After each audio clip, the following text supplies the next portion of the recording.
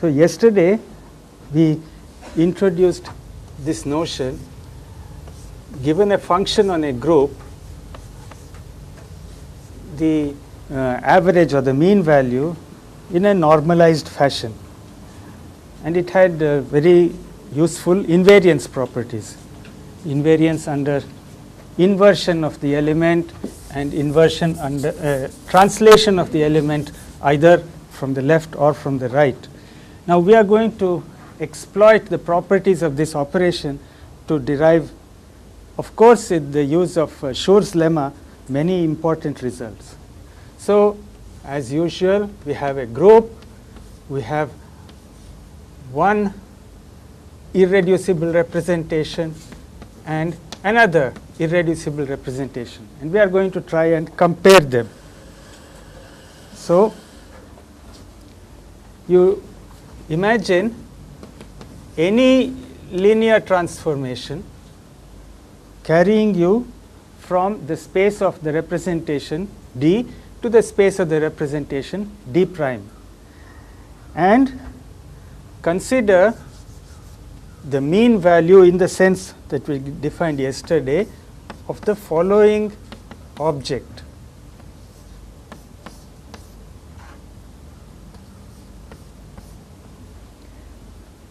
You take the representation operators D here, D prime of G inverse here. In between you sandwich this operator S mapping V to V prime. So you can see that the expressions here are meaningful. I will call this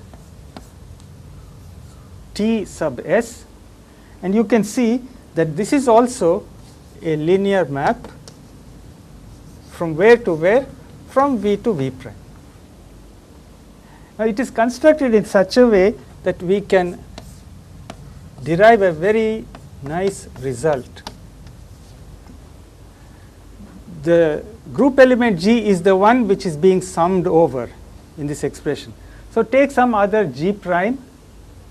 Incidentally, the whole expression here, it's not a complex valued function, it's a linear mapping, linear operator, but it belongs to a linear space. So this mean, the operation of taking the mean value is sensible, meaningful. So you now put a D prime of some G prime inverse on the left, and this becomes, you can move it inside,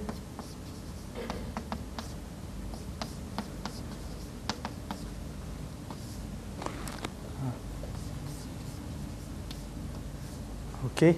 This is time to bend and tie my shoelaces.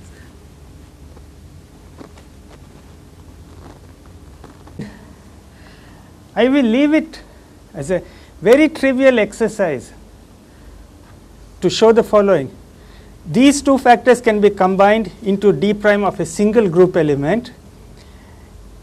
That element is the inverse of GG prime. It means that you have shifted G on the right by G prime.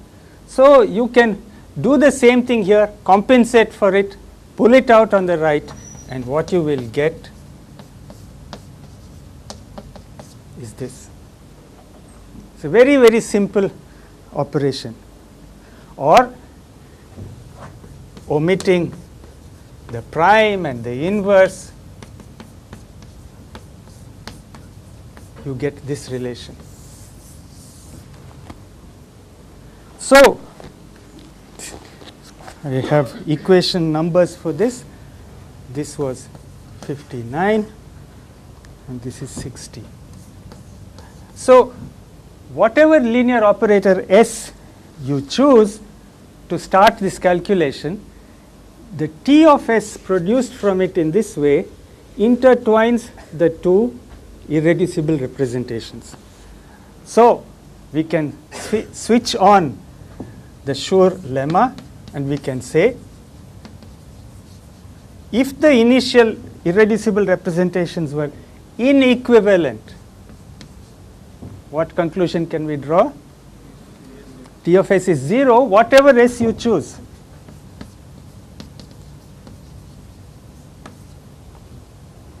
And if they are equivalent, What? Huh? More than that. It's a multiple of the identity. T sub s must be of the form some scalar times a unit operator.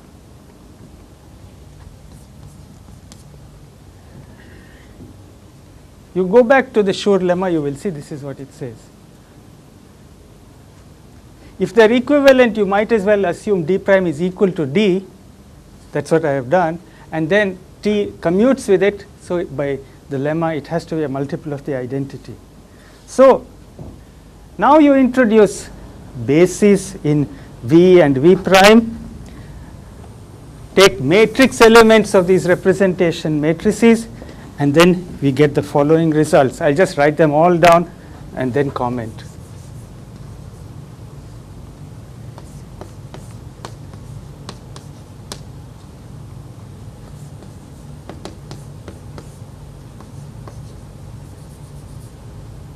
Yeah.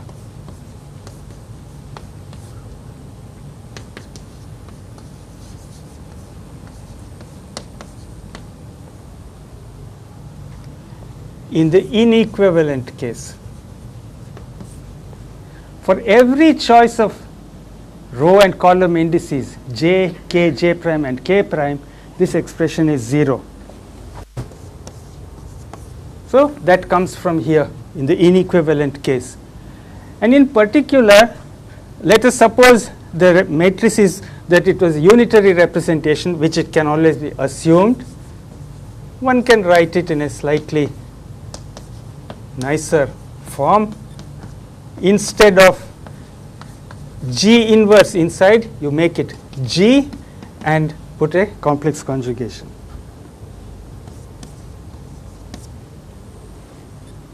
Right? So this first statement, the inequivalent case, gives us the first expression, and if the matrices are unitary, it can be rewritten in the second form. In the equivalent case, d and d prime equivalent, or essentially d prime equal to d, we have to compute lambda.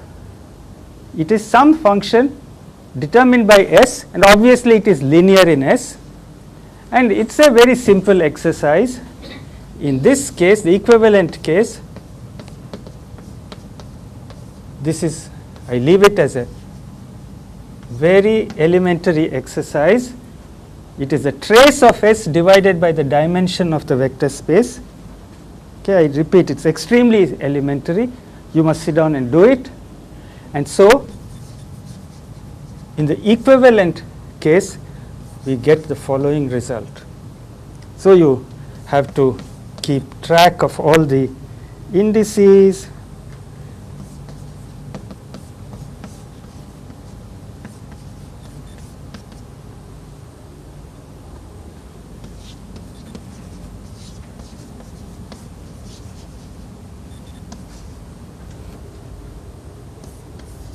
some equation 64 is missing. It is one of the steps along the way. It is a going from 62 to 63. Yeah. Indexes.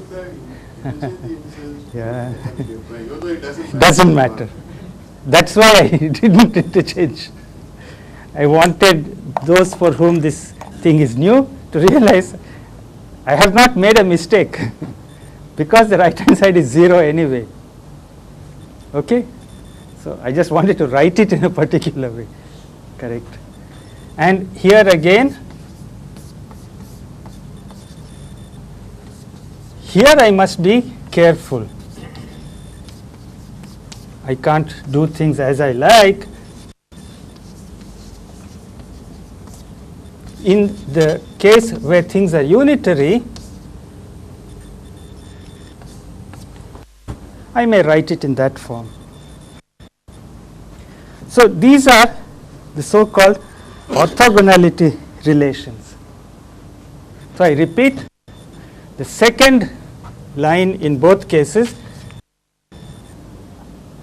comes out when you assume that you have used an orthonormal basis in the vector space concept, and therefore the matrices are all unitary.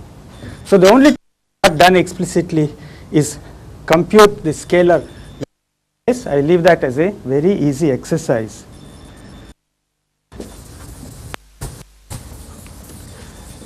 These results can be given a very appealing geometric interpretation, which we will now develop.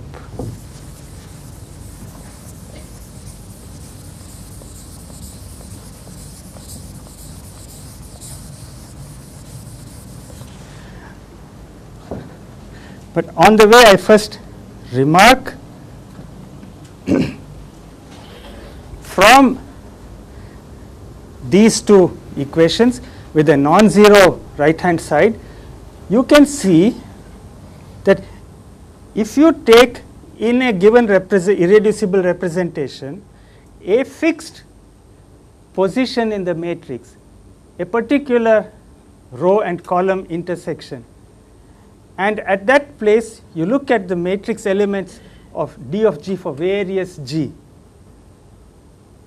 A fixed matrix element cannot vanish for all group elements because the right hand side is non-zero.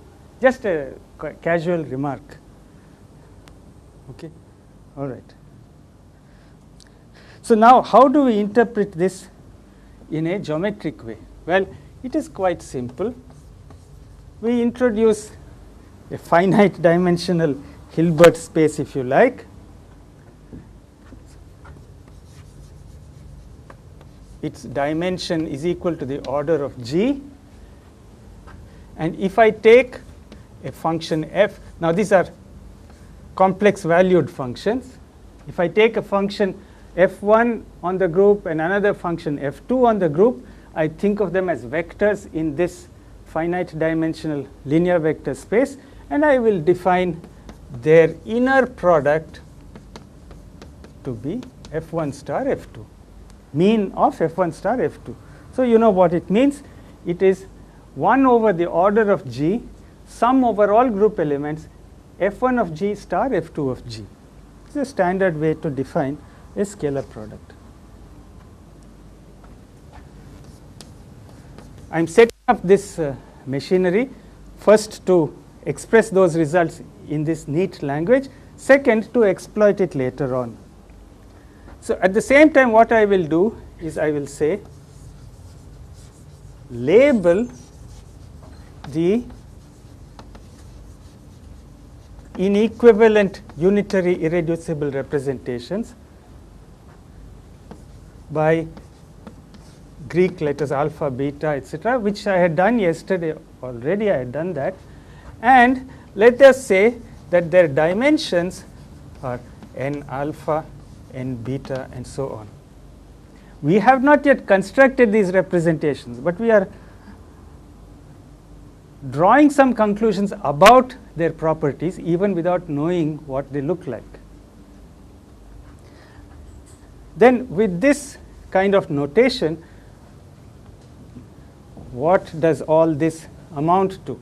Here is the case where we have two mutually inequivalent irreducible representations. Here is where they are equivalent. So I want you to help me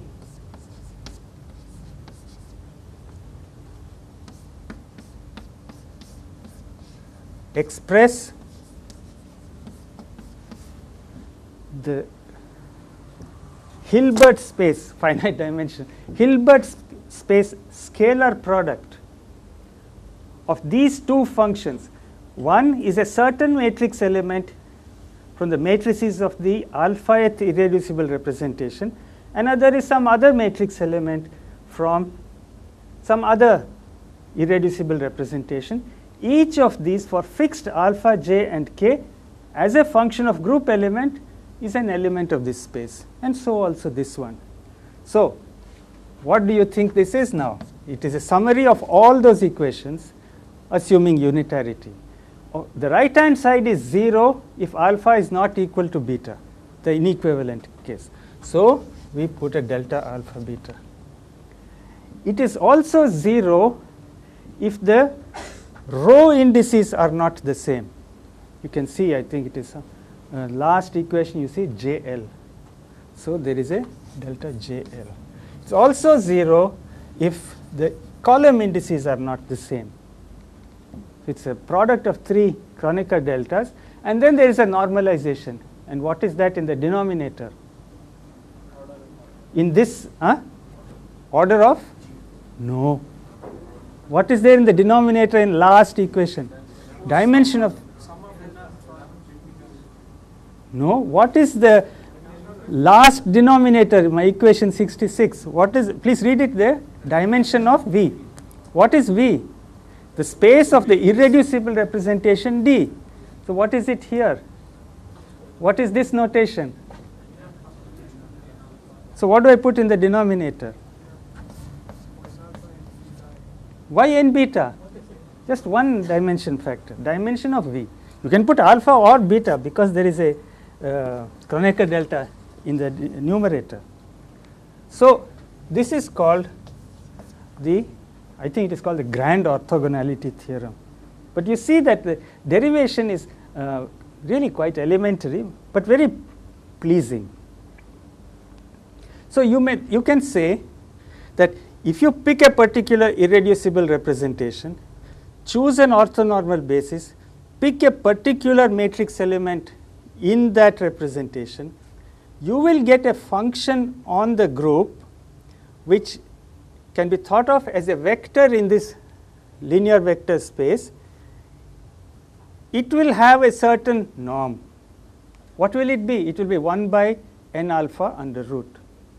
And it will be orthogonal to any other such vector here if it is drawn from a different representation, or even within the same representation if the row is different or if the column is different.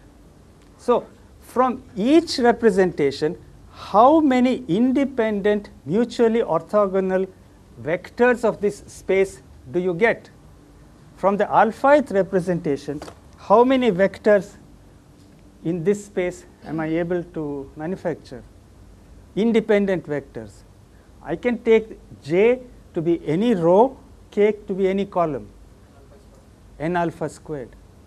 So the number of mutually independent, mutually perpendicular vectors that you are picking up from each irreducible representation is the square of the dimension of that representation.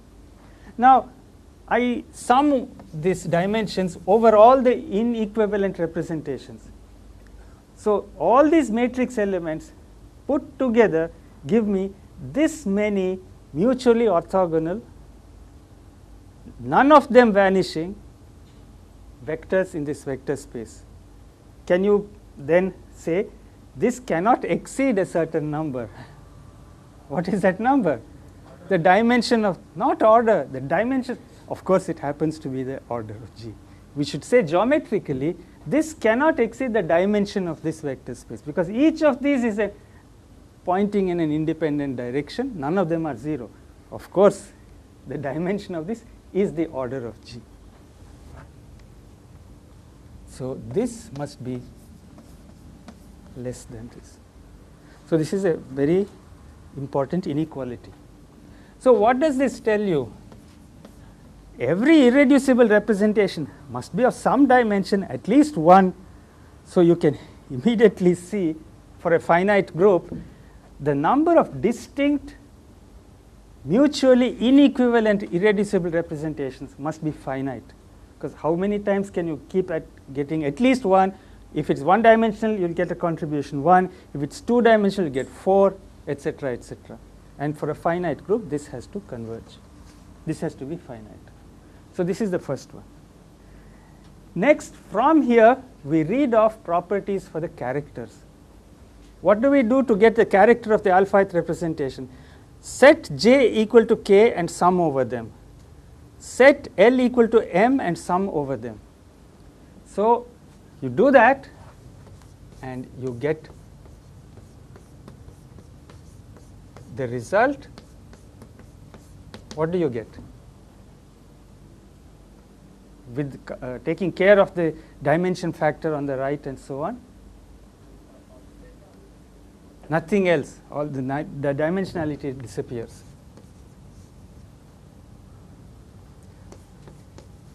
So, the characters of irreducible representations are unit vectors in this vector space, which is very nice, and they are mutually orthogonal.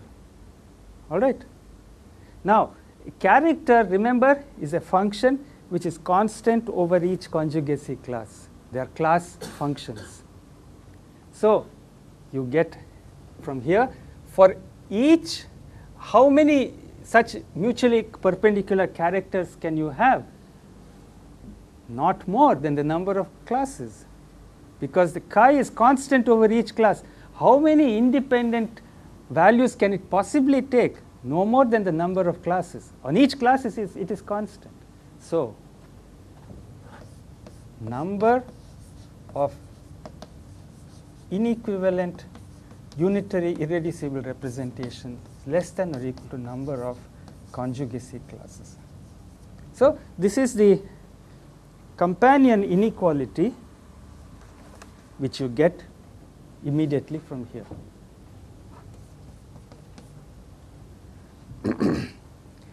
You can get one more beautiful result from this character, property, and that is the following. Suppose you take an arbitrary representation of the group, need not be any of the irreducible ones. Let us suppose its character is chi. Now, for a finite group, we know, because every representation is equivalent to unitary. No. Because when you put j equal to k and sum over that, what happens? It becomes delta Lm. And then you put L equal to m and sum over that. So you keep getting 1 n alpha times. So it nicely goes away. So now suppose you take a general representation, it can always be completely reduced, and we know to what extent the reduction is unique. We have seen that yesterday.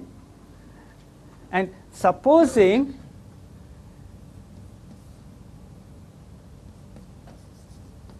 upon reduction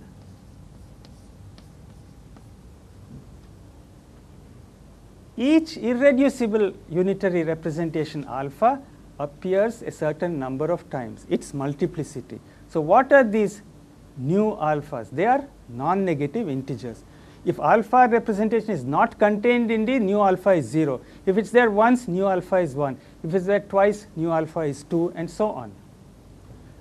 With this definition of the multiplicity, please tell me what is the character of the representation D? The trace of the matrices of the representation D. What will it be equal to? I am telling you that upon reduction, you will have it in block diagonal form. Each block will be an irreducible representation. Representation alpha is going to appear nu alpha times. Beta will be nu beta times, and so on. So what is the character for the whole representation? Sum over alpha, nu alpha, chi alpha. All right. So now, thought of as a vector in the vector space, it is a non-negative integral linear combination of a set of unit vectors, each perpendicular to one another, to each other mutually. So what will be the norm squared of chi in the sense of the scalar product? Tell me, what will it be? Sum over alpha, nu alpha squared. Very good. So see what a fantastic restriction. You defined a representation of a group in a very loose, I mean, in an intelligent way, but right at the start we didn't know what are all the restrictions that will come out of that concept. Here is a result. that if you calculate the norm squared of the character of an arbitrary representation, you are not going to get Euler's constant on the right hand side. Where is you won't get it. You will get a positive integer is a sum of a set of squares. That's the only kind of thing you can get on the right hand side. So this let me give it a number. So this is greater than or equal to 1.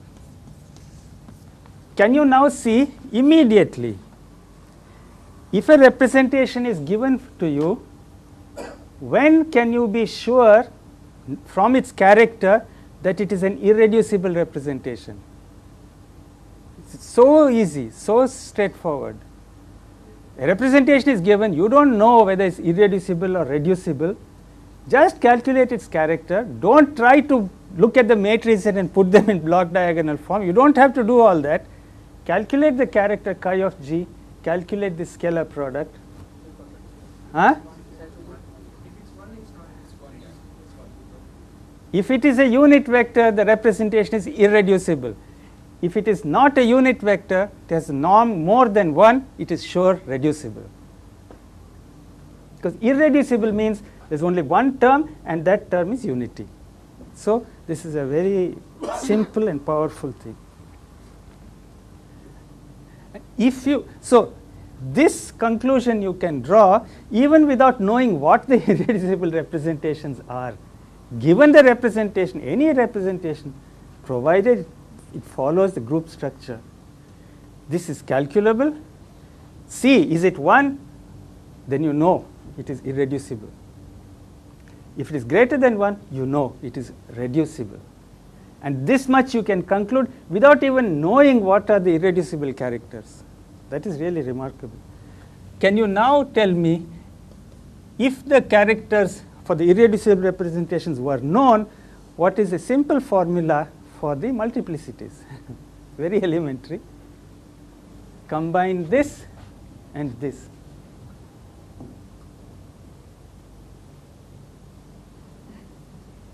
This is a function on the group, a class function. It's a linear integer combination of the huh? Yeah.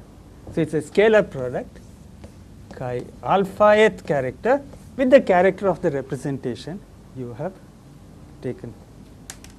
So this it is sure to be a non-negative integer.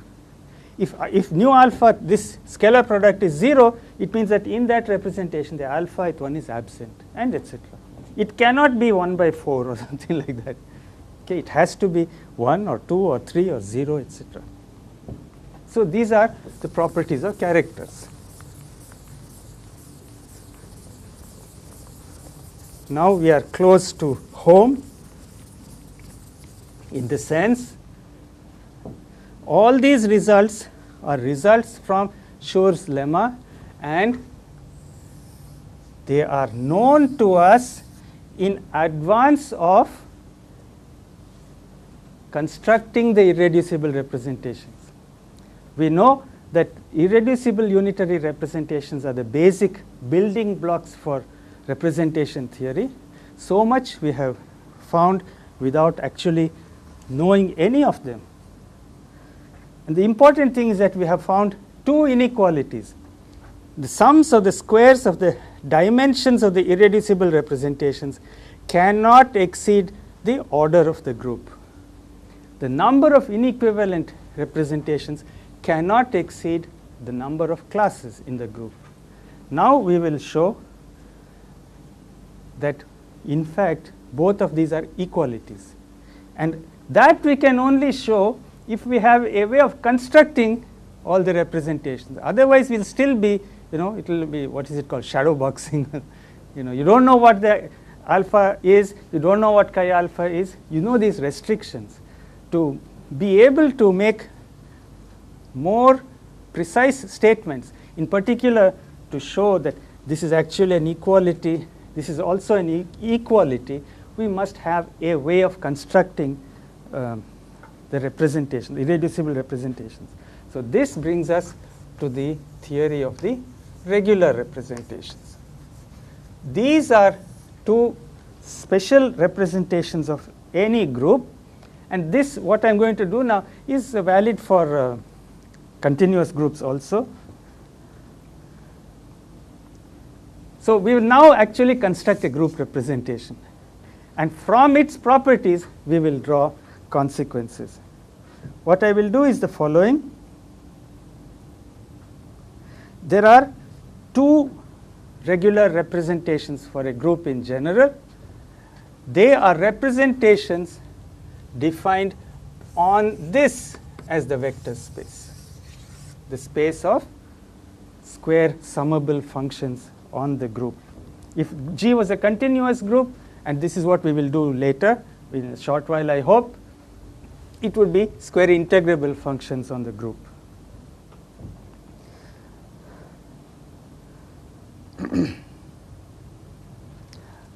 Since there are these regular representations are extremely special, there are two of them.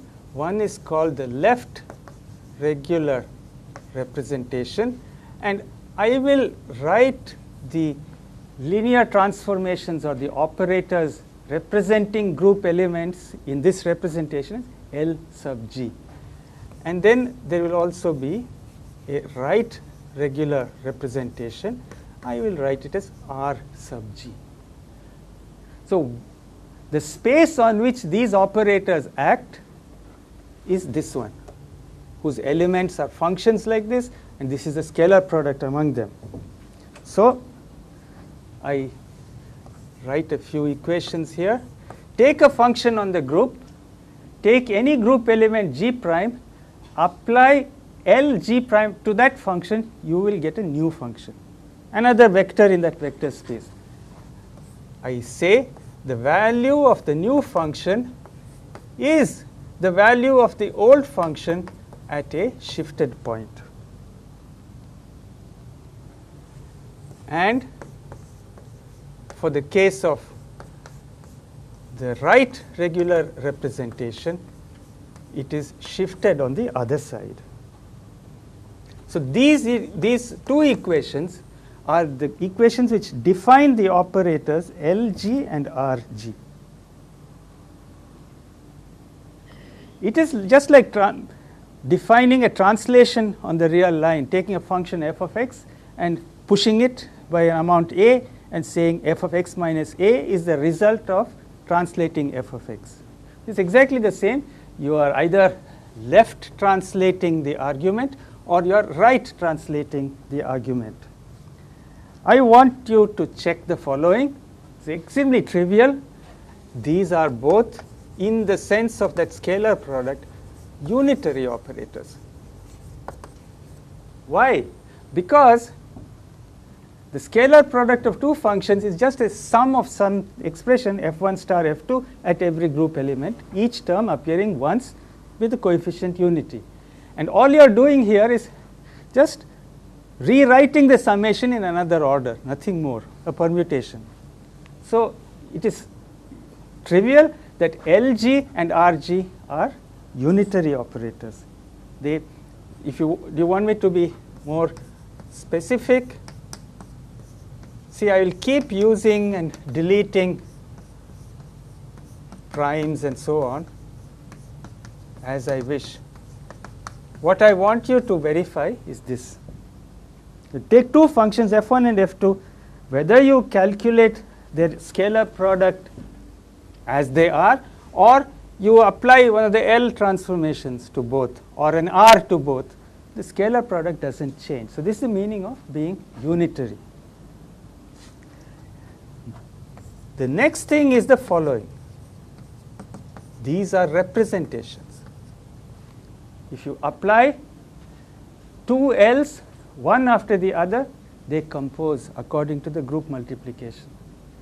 And for this to be satisfied, it was necessary to put the inverse. Otherwise, you would not get this.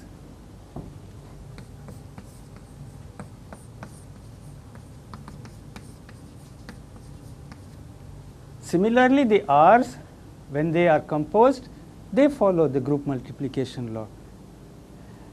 And suppose G prime here was the identity element.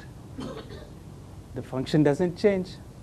G prime is E, f of g remains f of g. So L of unity or R of unity is the unity transformation. And lastly, how do these behave with respect to one another? Here is a very nice thing, that L is a left translation, R is a right translation. So you have a group element and L hits it from the left, R hits it from the right. Sequence shouldn't matter. They don't get in each other's way. So what is the right hand side of that last equation? R G2, not G1. R G2, L G1. So let me give this an equation number 75.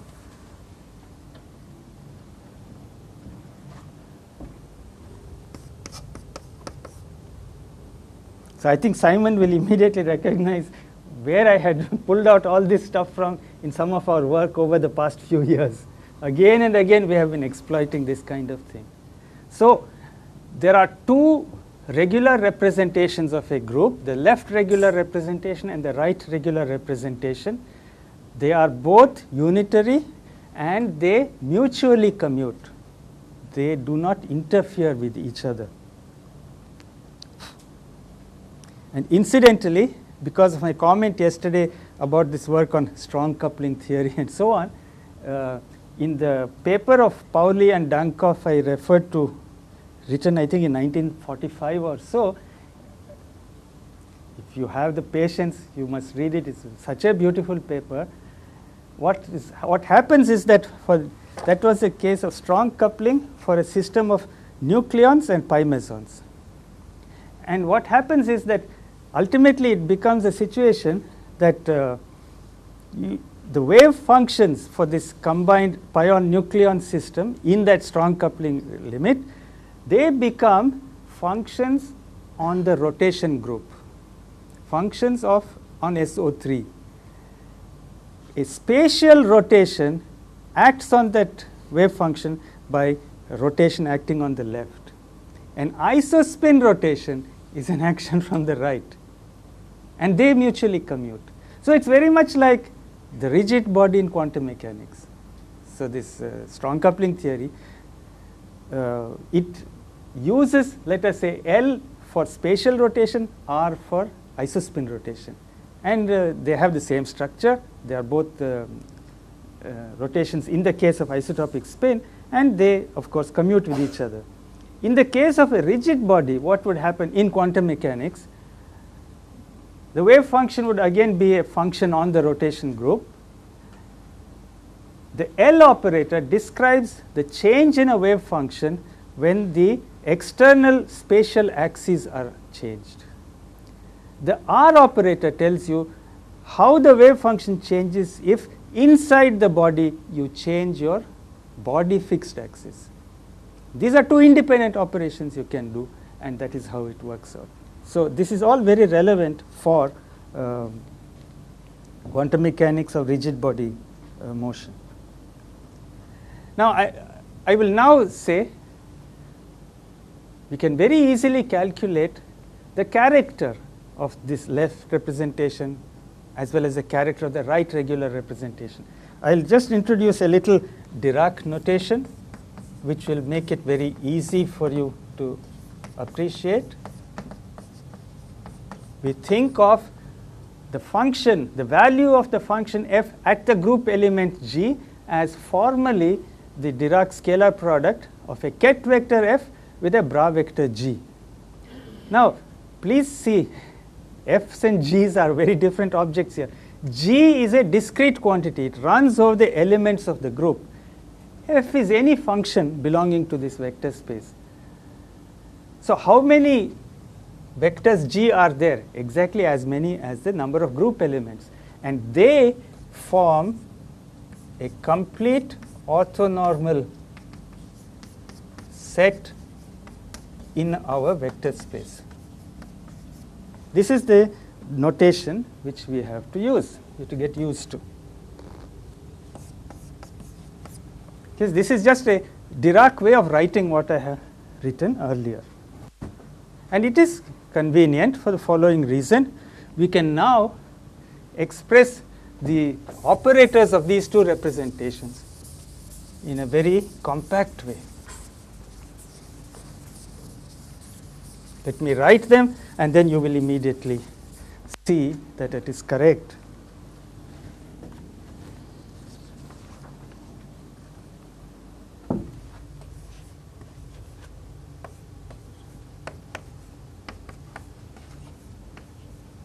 On these orthonormal basis vectors, this is what L will do.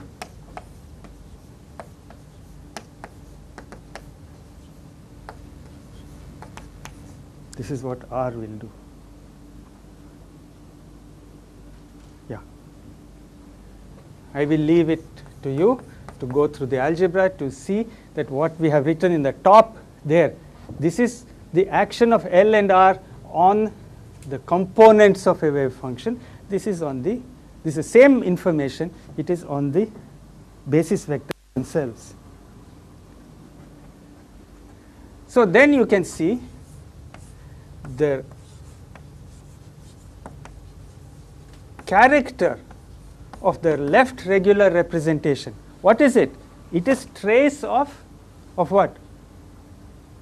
Trace of which operator? Huh? LG. Trace of LG. All right. So in this notation, it is this, correct? And now what is this equal to? I know what LG on G prime is. It is GG prime. All right. So what is this? It says Kronecker delta. So this is equal to sum over G prime delta G prime GG prime. Okay, so you have to be a little bit cautious. This is equal to the order of the group times the Kronecker delta G comma identity element. I hope you see this, because this Kronecker delta G is fixed and G prime is summed over. Unless G is the identity, every term is 0, because G prime will not be equal to GG prime unless G is the identity. If G is the identity, you get as many terms as group elements. So the order of the group comes. And so in the same way, you can also check that this is the character of the right regular representation. So these two representations are extremely simple in terms of their characters. The character function is non-zero only for the identity element. For all other elements, the character function is 0.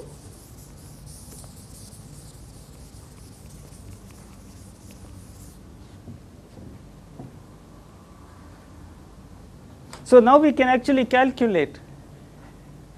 If you take the left regular representation, what is its dimension? The order of the group. How often upon reduction will representation number alpha appear in it? Irreducible representation alpha appear in it. Nu alpha is a scalar product of chi alpha with chi of the left regular representation. And what is this? This is 1 over the order of the group, sum over all group elements, this much, right?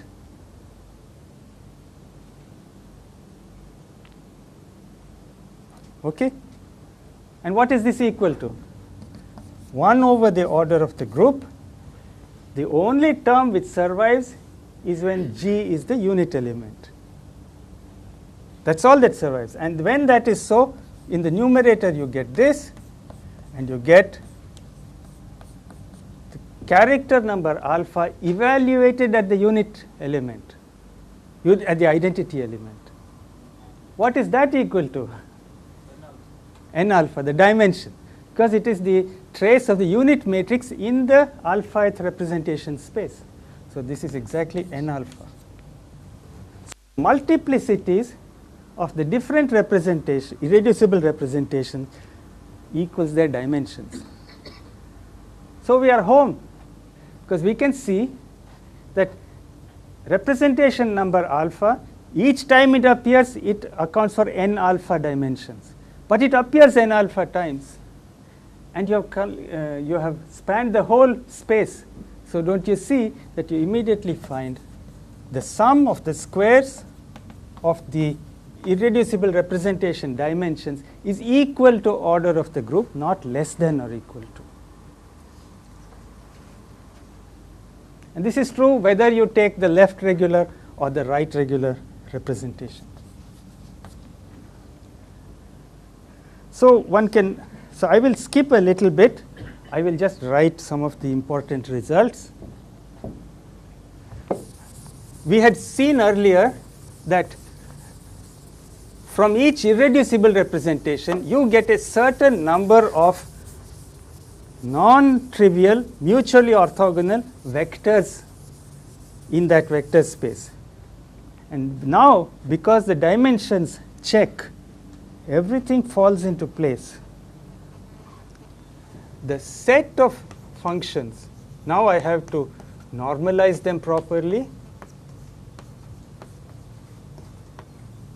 You consider all irreducible representations.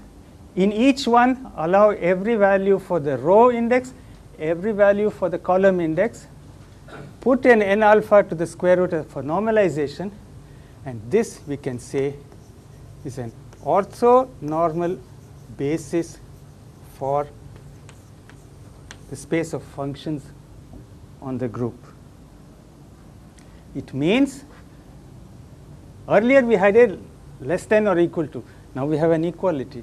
So it means any function on the group can be always uniquely expanded using the representation functions from irreducible representations with certain coefficients. And what is the expansion coefficient? It is just the overlap, or the inner product in the sense of this scalar product. So this is the conclusion, you can say, of the great orthogonality theorem. And now you can say, supposing the function was a class function, that it is a constant over each conjugacy class, then you can exploit that, and you will find that the characters are a complete orthonormal basis for class functions. So that part also comes. Is it time to stop? Or no, there is still a little time. No, for the change of the thing.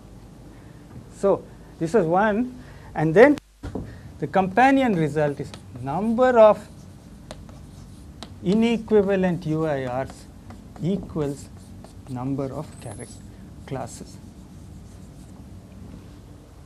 So this also, the other inequality also becomes an equality, and one can see that well, it has some equation number, doesn't matter. Yeah, let me give it its number. In those notes of mine, which sometime may get typed. And if you take a function which is constant over each conjugacy class, if your function f has this property for all g and g prime, then it is uniquely a linear combination of the irreducible characters. They form a complete orthonormal basis for class functions. The matrix elements form a complete set for all functions. Okay. All right. So you see that it's a step-by-step process. From one side, exploiting Schur's lemma and the concept of irreducible representations, group representation itself, from one side we obtained restrictions on representation, irreducible representations. How many can there be, how large can they be, and so on. To close the matter, to settle the issue, you have to come from the other side. You have to construct a representation, and those are the regular representations, two of them. Either one of them allows you to settle the issue. It tells you there are as many irreducible representations as classes, and it tells you also the dimensionality check. So incidentally, any finite group, its order will always be, well, actually it's a trivial statement. I will withdraw that statement. It appears always as the sum of the squares of the dimensions. That is all. So one last item in this section, and then I do want to start the next part of this course of lectures. One last item is the so-called Clebsch-Gordan problem. I'll just indicate what it says. We now have all the tools to ask certain questions and answer them. The Clebsch-Gordan problem is the following. So in principle,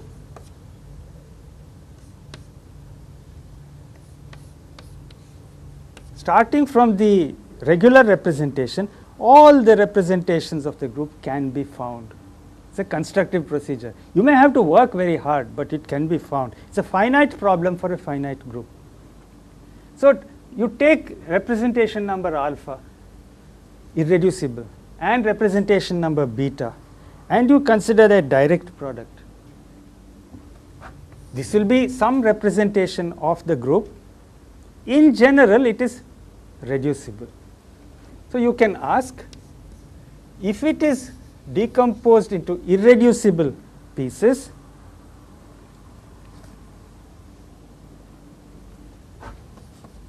how often does each d gamma appear? These numbers are the multiplicities. They are non-negative integers. It is clear by what we have said for a general reducible representation. You can write down a formula. You know that the character of this direct product is the product of the characters. You want to know how often representation gamma occurs in alpha times beta. Well, there is the answer. Just take the inner product between irreducible character gamma and the product of alpha and beta characters.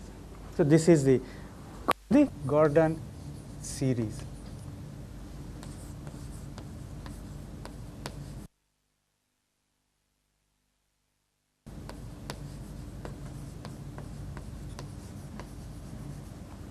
Should I stop at this point for a moment?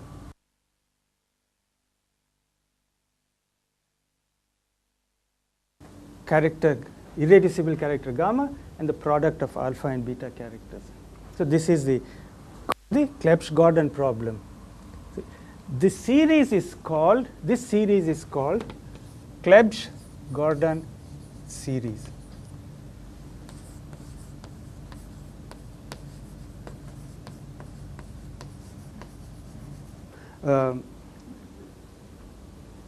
Only those irreducible representations gamma appear for which this multiplicity is non-zero. So the content of the Clebsch-Gordan series is to tell you, if you take the product of representation alpha and representation beta, the series tells you which gammas will appear and each one how often. And you are familiar with this for the rotation group in the quantum theory of angular momentum. So this is a very standard result. Last two comments at this point. If G is abelian,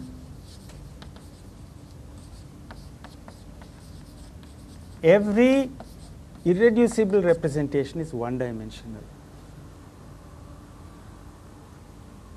So in this case, the matrix D becomes just a single complex number, and it is the same as the character. So mathematicians, when they talk of abelian groups, as far as I have been able to find out, they don't talk of its representation, they just say its characters. Okay. That is the language which is used by mathematicians. For a non-abelian group, at least one irreducible representation should be 2 or higher dimensional. It cannot all be one dimensional. Now you can also see if G is abelian and it is of finite order, how many different representations does it have? How many distinct characters does it have? As many as it has elements. So there is a kind of dual relationship between the two. It's not a one-to-one relationship, but a dual. The last thing, but I think I will not go into details, I am anxious to start a new topic. The last thing is the following. Suppose you take the representation d alpha with this character. You remember we had these operations, taking a representation, going to its contragradient or adjoint or complex conjugate. Now with unitary representations, there are not so many things that you can do. The main thing you can do is to go to the complex conjugate. That's the only non-trivial operation which you can consider. So a very interesting question is the following. A given irreducible representation, when you take its complex conjugate, will you get the same representation or an inequivalent one? That is determined completely by whether the complex conjugate of a character is equal to itself or is different. So if the character is a complex quantity, you know that the representation is not equivalent to its complex conjugate. If the character is real, it must be equivalent because the representation is fixed by its character. The complex conjugate representation has the same character as the original. And then there is a question, if the character is real, is it possible to make all the matrices of the representation actually real? It's a very interesting question. The answer is not always, but for the moment let me not go into the criterion for that. All I will say is the following.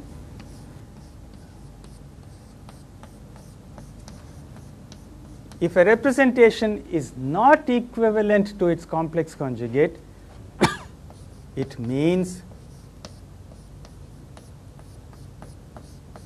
the character is also not equivalent to its conjugate. Let me rub out some of these other things.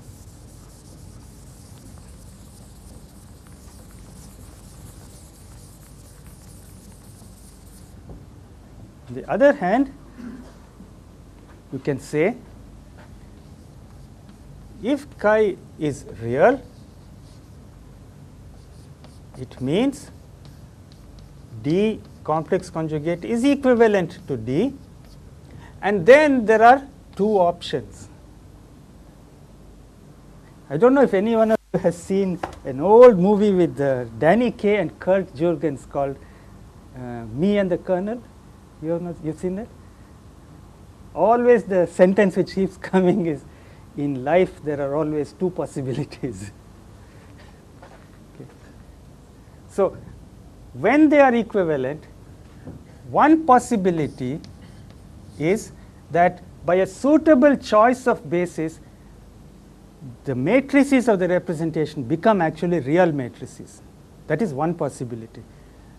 The other one is where even though the representation is equivalent to its complex conjugate, you are never able to make the matrices real. Whatever you do, whatever way you choose the basis, they will always be complex in some way.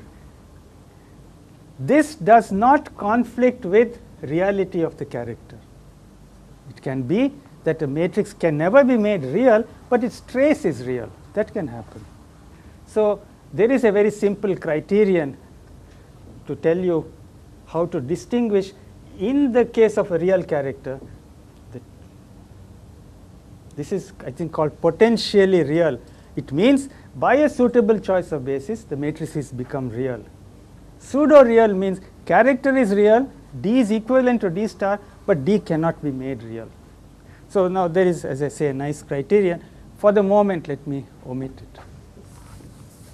So this is the end of the first part of this course, and I want to at least start on the second part today. This has been the general basic theory of finite groups, group structure, and their representations, and so on. So now I will start with discussion of rotations in 2 and 3 dimensions. And this will be a discussion of certain continuous groups. I have selected them because they are important in so many physical applications, and I will also be dealing with SU2. So it is going to be a study of all of these things, what the groups look like, what their irreducible representations look like, what does the orthogonality theorem amount to, and so on. So let me make it clear. For the general theory up to now, we have been talking about finite groups. But to see all this theory in action, from now on, we will talk about continuous groups. After all, the title of this course was continuous groups for physicists. So I will switch from now on to continuous groups, and many of the results we will find will be plausible, physically plausible generalizations of what we have been looking at up to now.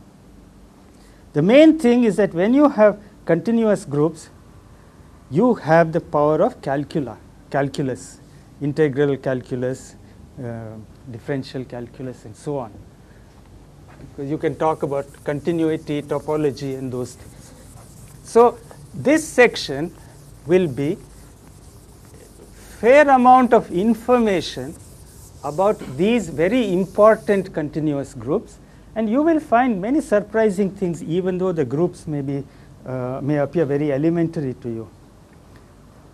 Some of what I am going to cover in this section you would know if you have had a course in quantum theory of angular momentum.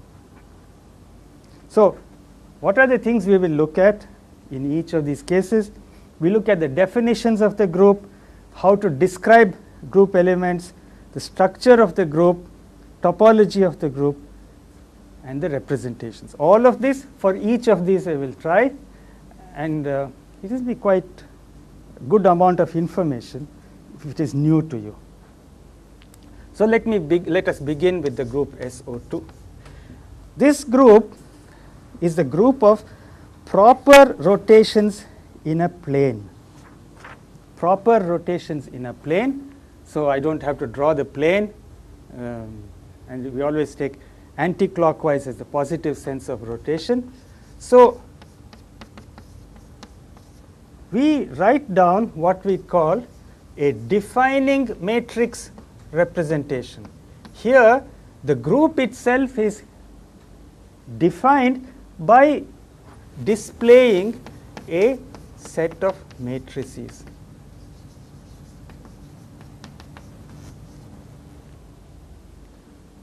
And the group multiplication is matrix multiplication. So then we already know the associative property is automatic. It doesn't have to be checked. And you can see that one can actually describe these things very explicitly.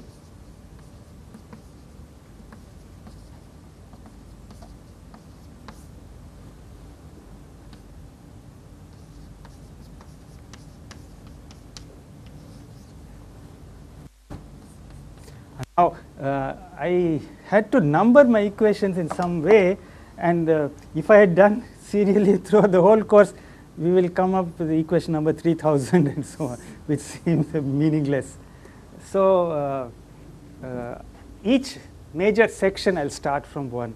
This reminded me a few years ago when Bill Clinton was president of the United States. I don't know if you ever saw this, he and Hillary, they had a sense of humor, which our present incumbent is sadly lacking. And in Clinton's time, they made a great effort to simplify the United States income tax laws.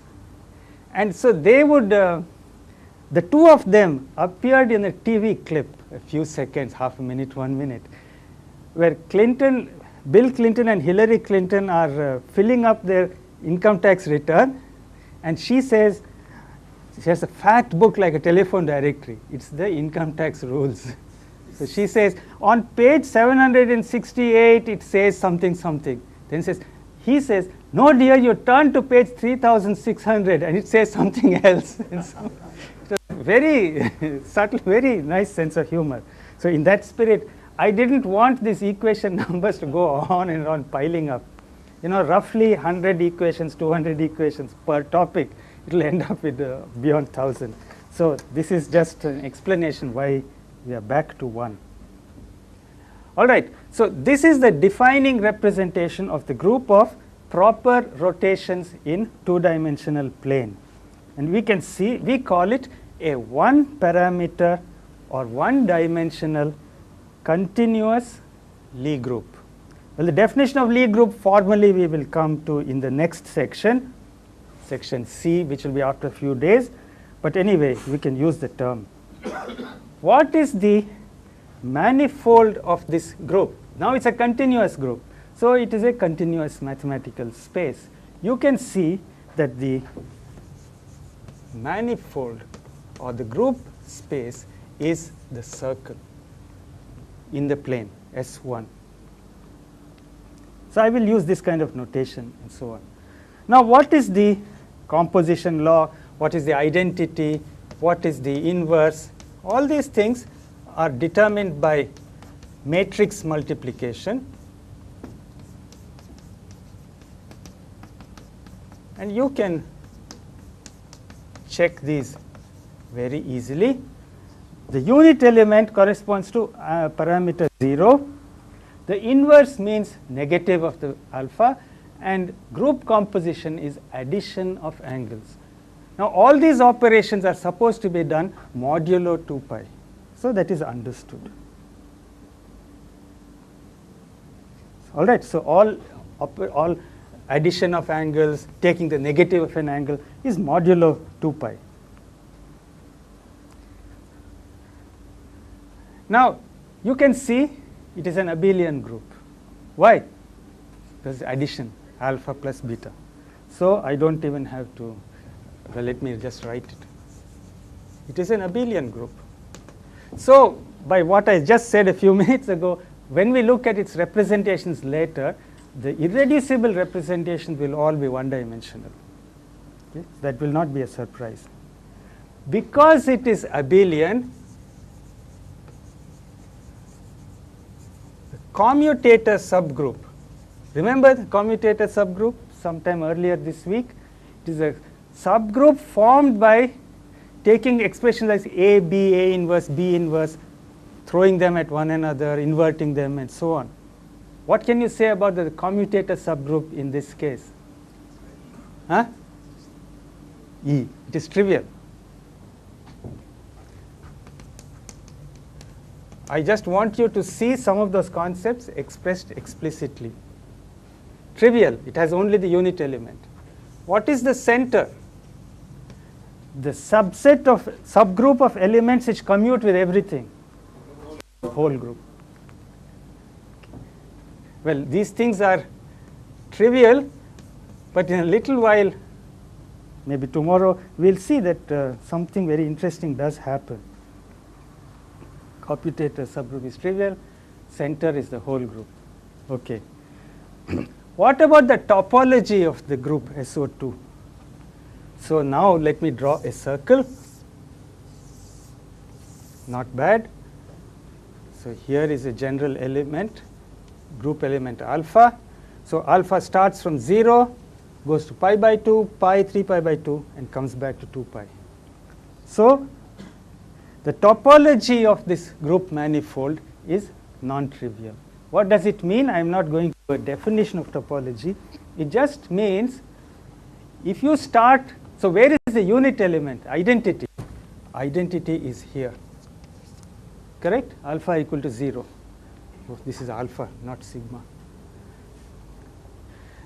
So the topology or connectivity means you start with the unit element, draw a continuous loop in the space of group elements, and come back to the identity. Draw a closed loop. Now, if you draw one loop and if you draw another loop, and if one can be deformed continuously to the first one, we say they are equivalent. Now, I just leave this as an exercise for you. The number of distinct or inequivalent closed loops you can draw on the circle is a denumerable infinity. Shall I just leave it at, as an exercise, geometric you can do? I'll just give you one hint. First trivial loop, the loop is just a constant loop. The thing doesn't move at all. You can say that a loop is given by a continuous function of a parameter such that at t equal to 0 and t equal to 1 you are at the identity, but alpha must move continuously in the space of the group. One possibility is alpha of t equal to constant, namely E. That's called a trivial loop. Another possibility is alpha of t is equal to the element 2 pi t. So alpha of t equal to 2 pi t. Is this an allowed? Does it obey the boundary conditions? Sure. At t equal to 0, alpha of 0 is 0. That's the unit element. At 2 pi, alpha of 2 pi is alpha of 1 is 2 pi. It's again the unit element. This one is a loop which goes round once. It is distinct from the constant loop. This loop cannot be continuously deformed into the trivial loop. This you must verify for yourself. Suppose you make 2 trips in time 1, that is, go at twice the rate. You get a loop which covers the thing twice, that is distinct from covering it once, that is distinct from being constant. So in this way you can see that the topology of this group is quite non-trivial, and you have we say it has infinite connectivity. So where shall I write it? Yeah. Some of these things I am leaving it to your intuition. So it is, the group is very simple. It is abelian, it is only one parameter, but the topology of this group is pretty complicated. It turns out the classes of equivalent closed loops can be labeled by an integer n which takes values 0, plus minus 1, plus minus 2, etc. N equal to 0 means constant loop. N equal to plus 1 means one counterclockwise circuit over the manifold. N equal to minus 1 means one clockwise circuit. 2 means a double clockwise, and so on. And each of these is a distinct class. A loop of one kind cannot be smoothly transformed into another. And now I will write one more equation, and then I think I stop for the day, or two more equations. Because it is abelian and the parameter is chosen so that group composition corresponds to parameter addition. It is a fact. This is something which you must do with the help of matrix algebra. The matrices of the defining representation can be written in the exponential form. For the moment, just see that this is true, and it is something, if you have not seen it before, you must calculate the exponential and convince yourself that this is true. that each element of the group in the defining representation can be written in this form. So I'll just go 2 steps and then finish. How shall we define? What can I rub? I think this part I can rub out.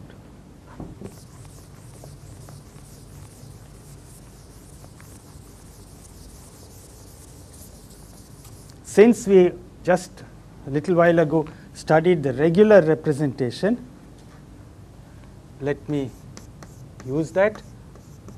What do we mean now by the space of square integrable functions over this group manifold? It means complex valued functions of the angle alpha, and this is now an infinite dimensional Hilbert space. This is the generalization of this L2 of G which we had earlier, but now it is an honest integral, and we must limit the functions we consider to those which have finite norm squared. We should not allow a function for which this integral diverges. Such functions, you can think of them, they do not belong to this space. So this is something new which we did not have with a finite group. It is there because we now are in the continuum. So this is the space of all complex valued square integrable functions on the group SO2. It is the continuum analog of what we had earlier today, square summable functions on a finite group. Now, because this group is abelian, the regular representation, there is only one. Whether it is left or right, it is the same thing. So let me indicate that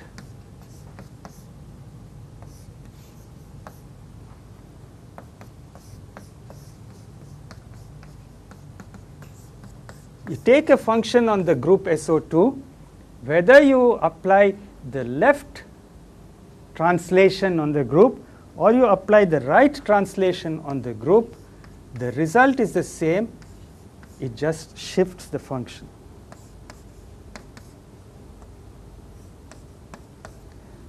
Here are representations of the rotation group SO2 acting on functions on the group itself. Okay. So